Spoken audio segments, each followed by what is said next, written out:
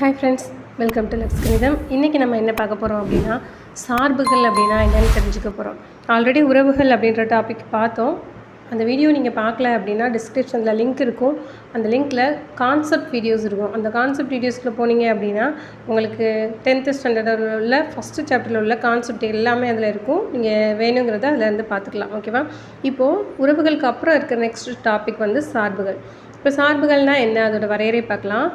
x மற்றும் y என்ற வெற்றில்லா கணங்களுக்கு இடையிலான ஒரு உறவு f-இல், அதாவது உறவுனாலே ரெண்டு கணங்கள் இருக்கும், அந்த ரெண்டு கணங்களுக்கு இடையில ஏதோ ஒரு தொடர்பு இருக்கும், அதை தான் நம்ம உறவுன்னு பார்த்தோம்.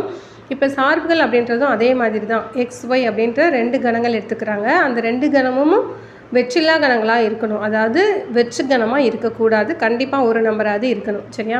இடையிலான ஒரு உறவு எஃப்இல் ஒரு உறவு இருக்குது.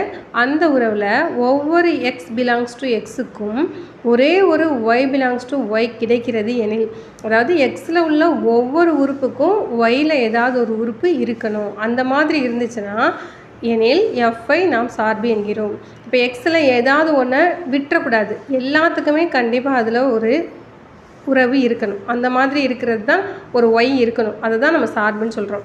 அதாவது F equal to X comma Y, எஃப்ங்கிறதுல எக்ஸ் கமா ஒய் இருக்குது. ஒவ்வொரு எக்ஸ் பிலாங்ஸ் டு எக்ஸுக்கும், ஒவ்வொரு அப்படின்ற வேர்டுக்கு மீனிங் உங்களுக்கு புரியும்னு நினைக்கிறேன். அதில் எக்ஸில் உள்ள, அதாவது ஃபஸ்ட்டு கணத்தில் உள்ள எல்லா உறுப்புக்குமே ஒயில் ஏதாவது ஒரு நம்பர் கண்டிப்பாக இருக்கணும், ஏதாவது ஒன்றுக்கு விடுபட்டு இருக்கக்கூடாது, அதுதான் சொல்கிறாங்க. ஒரே ஒரு ஒய் தான் இருக்கணும். அதே மாதிரி எக்ஸுங்கிற கணத்தில் உள்ள ஒரு நம்பருக்கும் ஒயில் பார்த்திங்கன்னா ஒரே ஒரு நம்பர் தான் இருக்கணும், 2 நம்பர் 3 நம்பர் அந்த மாதிரிலாம் இருக்கக்கூடாதுன்னு சொல்லியிருக்காங்க. இப்போது அதுக்கு எக்ஸாம்பிள் பார்க்கலாம். இப்போ ஏ பி ரெண்டு கணங்கள் கொடுத்துருக்காங்க. இப்போ ஏங்கிற கணத்தில் 1 3 5 இருக்குது, பிங்கிற கணத்தில் 2 3 4 இருக்குது. இப்போ இதோட உறவு பார்த்தீங்க அப்படின்னா 1,2 3,3 5,4 அப்படின்னு இருக்குது.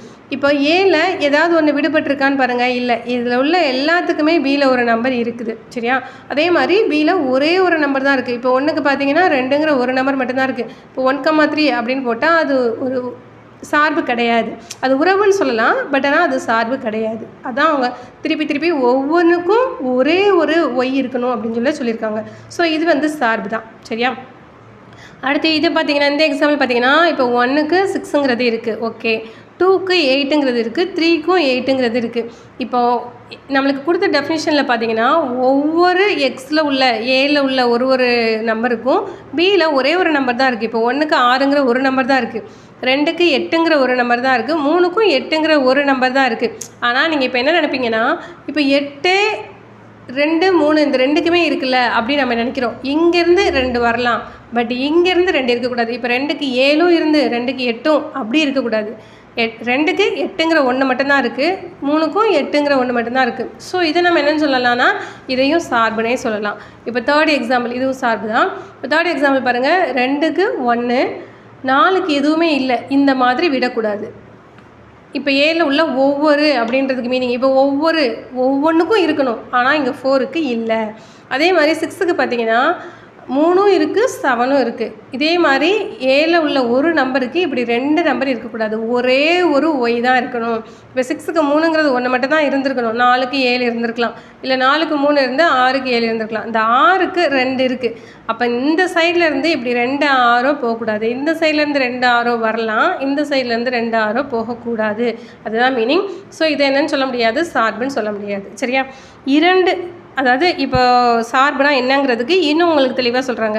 2 வெற்றில்லா கணங்களுக்கு இடையிலான பல உறவுகளில் சில குறிப்பிட்ட உறவுகளை மட்டும்தான் நம்ம என்ன சொல்கிறோம், சார்புன்னு சொல்கிறோம். அந்த குறிப்பிட்ட உறவு அப்படின்றதுக்கு கண்டிஷன் என்ன அப்படின்றது ஒரு 2 கண்டிஷன் நம்ம பார்ப்போம். அதான் ஏற்கனவே சொல்லிட்டோம், ஒரே ஒரு இந்த 2 வேர்டு தான், வேறு ஒன்றுமே கிடையாது.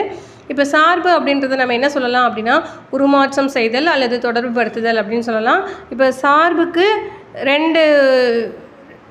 ரெண்டு விதமாக நம்ம சொல்கிறோம். இப்போ சார்பை நான் என்னென்னு சொல்லலாம், உருமாற்றம் செய்தல்னு சொல்லலாம், தொடர்பு படுத்துதல் அப்படின்னு சொல்லலாம். அப்போ தொடர்பு படுத்துதல் உருமாற்றம் செய்தல் அப்படின்னா என்னன்னு கேட்டாங்கன்னு அப்படின்னா சார்பு, உறவுன்னு நீங்கள் சொல்லிடக்கூடாது, அது சார்பு. சரியா? இப்போ எக்ஸ் கணம் ஒய் ஒரு கணம். இப்போ இது வந்து ஒரு உறவுன்னு கொடுத்துருக்காங்க, எஃப் 1,2 2,4 3,6 4,8. இப்போ இங்கே வந்து 10ங்கிறதுக்கு எதுவுமே இல்லை, அப்போ நான் இதை சார்புன்னு சொல்ல முடியாதா அப்படின்னா எனக்கு என்னென்னா டெஃபினேஷனில் கொடுத்துருக்குறது இதில் உள்ள ஒவ்வொன்றுக்கும் ஒரு ஒய் இருக்கணும், ஒய்யில் உள்ள ஒன்றொன்றுக்கும் எக்ஸ் இருக்கணும் அப்படின்றத அவங்க சொல்லலை. எக்ஸில் உள்ள ஒன்றொன்றுக்கும் ஒய் இருக்கணும் அப்படி தான் சொல்லியிருக்காங்க. ஸோ எக்ஸில் உள்ள எல்லாத்துக்குமே இங்கே இருக்குது. ஸோ 10 இல்லாமல் கூட இருக்கலாம் அப்படின்னு சொல்லியிருக்காங்க. இப்போ நம்ம வந்து உறவில் என்ன சொல்லுவோம்னா ஃபஸ்ட் உள்ளதை மதிப்பகம்னு சொல்லுவோம், செகண்ட் உள்ள கணத்தை வீச்சகம்னு சொல்லுவோம். இங்கே என்ன சொல்கிறாங்கன்னா ஃபஸ்ட் உள்ளதை மதிப்பகம்னு சொல்கிறாங்க, செகண்ட் உள்ள எல்லாத்தையும் சேர்த்து துணை மதிப்பகம் அப்படின்னு சொல்கிறாங்க. சரியா? அடுத்து இது எப்படி எழுதலாம்னா f(1)ஓட ஆன்சர் வந்து 2, f(2)ஓட ஆன்சர் 4. இந்த சைடில் எழுதிருக்கேன் பாருங்கள். f(3)ஓட ஆன்சர் 6, f(4)ஓட ஆன்சர் 8. இப்போ இந்த எக்ஸில் உள்ள ஒரு உறுப்பையும் இப்போ இது மொத்தமாக சேர்த்து மதிப்பகம்னு சொல்லுவோம். இதில் உள்ள ஒரு உறுப்பையும் நம்ம என்ன சொல்கிறோன்னா அப்படின்னா முன்னுருன்னு சொல்கிறோம். அதே மாதிரி இதை ஃபுல்லாக சேர்த்து துணை மதிப்பகம்னு சொல்கிறோம். இதில் உள்ள இந்த ஒவ்வொரு மதிப்பையும் நம்ம என்ன சொல்கிறோன்னா நிழல் உரு அப்படின்னு சொல்கிறோம். இப்போ நிழல் உரு எந்த நம்பருக்கெலாம் இருக்குதோ அந்த இதை மட்டும்தான் நம்ம இங்கே வீச்சகம்னு எடுத்துக்க முடியும். நம்ம அங்கே என்ன செய்வோம்னா ஃபுல்லாகவே வீச்சகம்னு எடுத்துக்குவோம். ஒயில் உள்ள செகண்ட் என்ன கணம் இருக்கோ அதை வீச்சகம்னு எடுத்துக்குவோம். இங்கே வந்து இது ஃபுல்லாக சேர்த்து துணை மதிப்பகம். ஆனால் வீச்சகம்னு சொல்லும்போது 2லேருந்து 8 வரைக்கும் மட்டும் தான் நம்ம சொல்லணும். சரியா? அதே மாதிரி என்ன 2 கண்டிஷன் அப்படின்றத இங்கே தெளிவாக சொல்லியிருக்கோம். f from x to y ஆனது ஒரு சார்பு எனில் இது ஒரு சார்பாக இருக்கணும் அப்படின்னா மதிப்பகத்தில் உள்ள ஒவ்வொரு உறுப்புக்கும் நிழல் உரு இருக்கும். மதிப்பகத்தில் உள்ள எல்லா உறுப்புக்குமே கண்டிப்பாக ஒரு நிழல் உரு என்ன செய்யும் இருக்கும். அதே மாதிரி ஒவ்வொரு உறுப்பிற்கும் ஒரே ஒரு நிழல் உரு தான் இருக்கணும். இங்கே ஒவ்வொருங்கிற வேர்டு முக்கியம், இங்கே ஒரே ஒருங்கிற வேர்டு முக்கியம். சரியா? மதிப்பகத்தில் உள்ள ஒவ்வொன்றுக்கும் இங்கே ஒன்று இருக்கணும். சரியா? அதே மாதிரி ஒவ்வொரு உறுப்புக்கும் ஒன்றே ஒன்று தான் இருக்கணும், ரெண்டெல்லாம் என்ன செய்யக்கூடாது, இருக்கக்கூடாது. இதுதான் சார்பு. ஓகேவா? இப்போ உறவுகளுக்கும் சார்புகளுக்கும் உள்ள டிஃப்ரென்ஸ்னால் இந்த 2 பாயிண்ட்டு தான், வேறு எதுவுமே கிடையாது. ஓகேவா? ஓகே, இந்த சார்புகள்லாம் உங்களுக்கு நல்லாவே தெரிஞ்சிருக்கும்னு நினைக்கிறேன், என்ன புரிஞ்சிருக்கும்னு நினைக்கிறேன். இந்த வீடியோ பிடிச்சிருந்தது அப்படின்னா லைக் பண்ணுங்கள், ஷேர் பண்ணுங்கள். Okay friends, thank you.